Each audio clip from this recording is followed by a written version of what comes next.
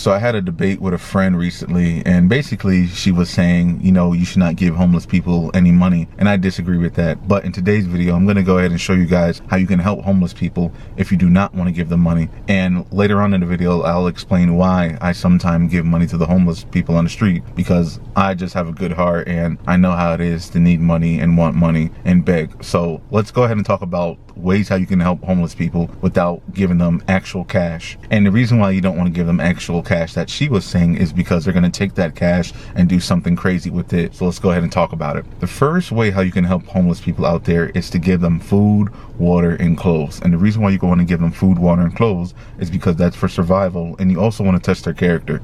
Now, if you give them food, water, and clothes and they accept it, you know, that's a good character. They have good morals and they appreciate what you're trying to do. But if you give them that stuff and they're, you know, being disrespectful, saying they don't want it, throw it away, or saying they want cash instead, those are the ones who want to remain on the street, and those are the ones who are on the street because they have a nasty and bad attitude. So that is the first way how you can help homeless people out there on the street, is just giving them the basic survival needs: food to eat, water to drink, and clothes on their back so they can stay warm during these cold winter months. Now, the second way how you can help homeless people out there is just talk to them. Now, I have this homeless guy. He rides the bus a lot in my town, and recently I was on break at work and I seen him sitting on the bench, and I sat next to him and he was eating some food, and I just started talking to him about his life story, what happened, and he was telling me, you know, he had sons, a wife, you know, the wife passed, God rest her soul, and the sons, they don't really do nothing to him anymore. They moved on with their life, and this is how he ended up homeless on the street. And I'm just listening to him, this conversation, for at least 25 minutes, because my break was 30 minutes, and I was just getting to know him because I've seen this guy plenty of times. He's always riding a bike, and he always taking the bus, and then he always have some type of painting or some type of jewelry or whatever he's trying to sell on the street. And yes, if they do start talking crazy, you could just stop talking to that homeless person, and you know, you can just go talk to another one. But the fact that I was able just to sit down, listen to his story, he told me at the end, when I told him I had to get up and get off my break, he was like, "Thank you for listening, I appreciate it. No one really talks to me."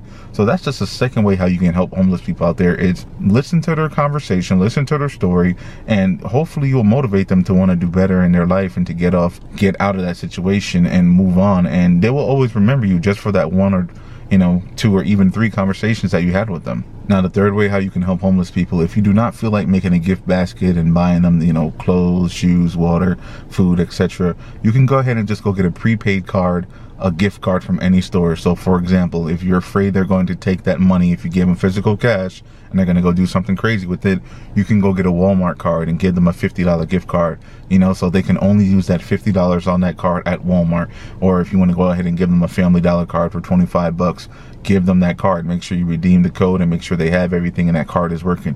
You see what I'm saying? You don't have to physically give these people cash. You can go ahead and just do small little gestures like this, and they can change their life. So for example, you can give a lady, you know, a gift card to Dollar Tree for 50 bucks. She go in there and now she's set for the next 2 weeks, you know, without you invading her privacy, or, you know, whatever she wants to buy with that $50 that you gave her on that gift card is whatever she wants to buy. You know what I mean? So that is just another way how you can help homeless people out there on the street. Now, fourth way how you can help the homeless people in your area, you can go ahead and donate food to your local food banks. You have a lot of organizations out there, you know, churches or local nonprofits out there that need food, and they go ahead and give that food out on the weekend, or they give it out twice a month, or they'll give it out every week, or even every day, depending how big your city is.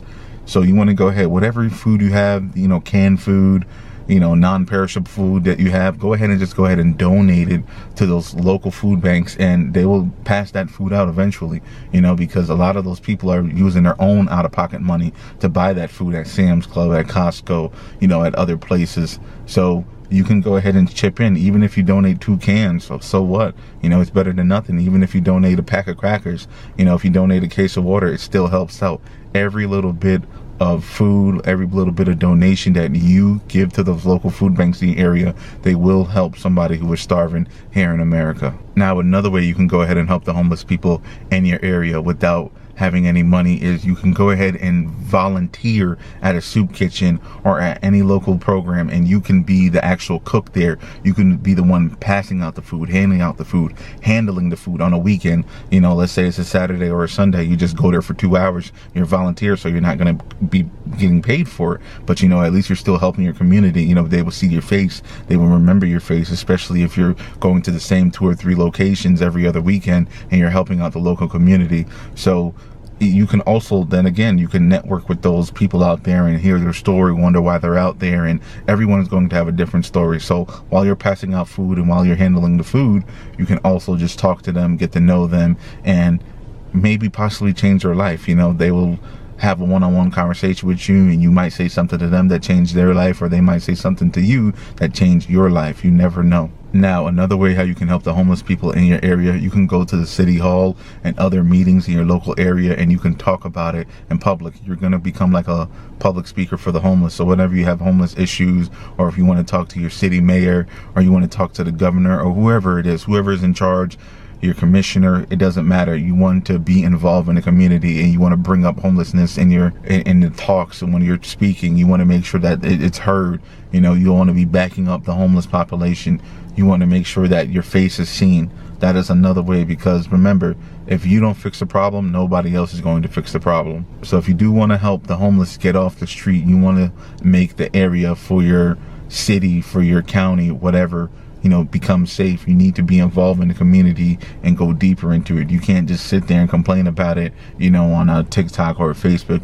You need to be actually involved, and things will change. Trust me, if you get enough people involved, you know, especially just say your town, I'm just throwing a number out there, your town has 100,000 people, and out of the 100,000 people, 5,000 are homeless. That's the issue, you know what I mean? So you need to bring that up. You need to have stats, and people will back you up, especially if you're for the people will have your back sooner or later.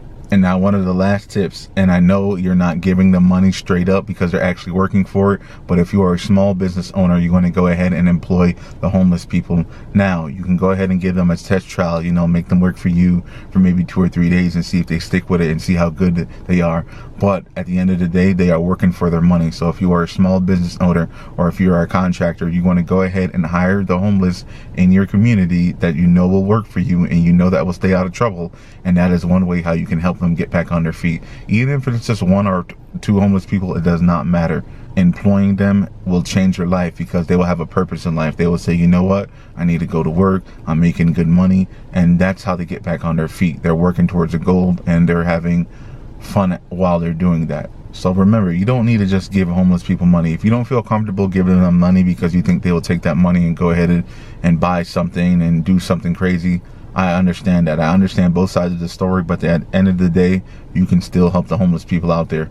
All homeless people are not bad. Trust me, America is getting worse and worse and worse. And these people who are ending up homeless, these are regular people who are working regular jobs. They just didn't make enough money. You know what I mean? I actually read a study the other day that says able to have the buying power that the old generation had to buy a house, you need to be making $66 an hour. How many people you know in your life that are making over $66 an hour?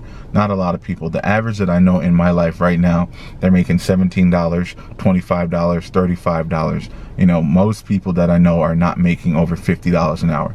Most people, you know what I mean? Like, let's say if you knew 100 people right now, you probably know about 5 or 6 people who are making over $50 an hour. You know, unless you were raised in a very wealthy family or a very wealthy community, that's a different story. But the average person right now in 2025, they cannot buy a house. So times are hard right now, and you know, the whole thing that's going on with America and the politics is just getting harder and harder and harder. So I just want to say, look out for each other. Look out for your fellow brethren, your fellow sister. You know, don't let them just fall down like that. If you can help, help.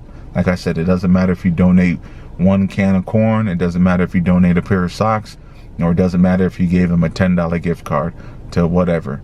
Everything counts. Everything helps. We got to help each other. If we just keep kicking each other down, especially here in America, things are not going to get better. People are not going to be happy, and this country will just go to a dump. And we don't want that to happen.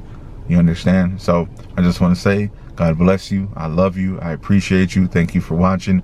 More videos will be coming, and have a blessed day. Peace out.